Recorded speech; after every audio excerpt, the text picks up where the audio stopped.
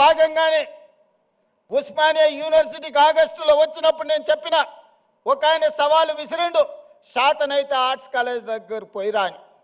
నేను వాళ్ళలాక దొంగను కాదు, ఫామ్ హౌజులు కట్టుకోలేదు, గడీల లాంటివి నిర్మించుకోలేదు. ఉన్నదేదో నాకున్నది, నా కష్టంతో నా శక్తితోని సమాజంలో గౌరవంతో ఇంత దూరం వచ్చిన ప్రజలు ఆశీర్వదించారు, ప్రజల అభిమానంతో గుండెల్లో పెట్టి చూసుకున్నారు. 2006న ఒక జిల్లా పరిషత్ మెంబర్గా రాజకీయాలలో చిన్న పదవిలో నా ప్రయాణం మొదలైంది.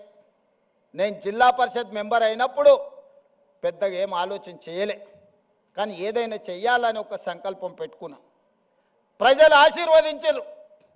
జడ్పీటీసీ అయినా, ఎమ్మెల్సీ అయినా, ఎమ్మెల్యే అయినా, ఎంపీ అయినా ఈనాడు ఈ దళితులు, ఆదివాసీలు, గిరిజనులు, బలహీన వర్గాలు, మైనారిటీ సోదరులు, రైతులు, మహిళలు, యువకులు నిండు మనసుతో ఆశీర్వదిస్తే ఈ రాష్ట్రానికి ముఖ్యమంత్రి అయి మీ సోదరుడిగా ఆర్ట్స్ కళాశాల ముందు నిలబడ్డా. ఇంతకంటే గొప్ప అవకాశం జీవితంలో ఎవరికైనా వస్తుందా?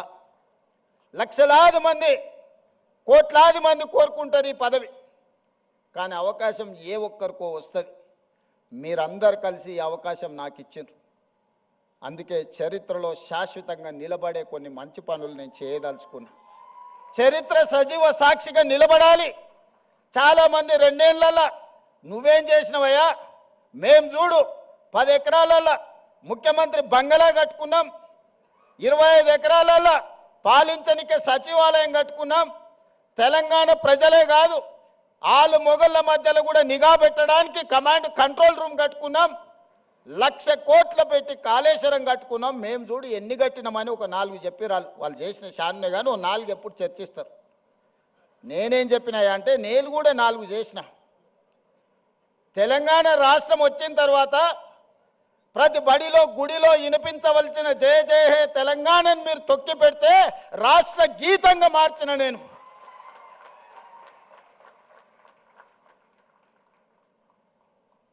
ఆనాడు తెలుగు తల్లి ఎవడికి రా తల్లి, నాకు అన్నం పెట్టిందా, నా కడుపు నింపిందా, ఎవరికి కావాలిరా తెలుగు తల్లి అని ప్రగల్భాలు పలికిన గొప్ప మాటలు మాట్లాడిన వాళ్ళు 10 ఏళ్లలో ఈ సమాజానికి తెలంగాణ తల్లి ఎట్లుంటుందో బహుజనుల తెలంగాణ తల్లిని వాళ్ళు ఆవిష్కరించలేకపోయినారు.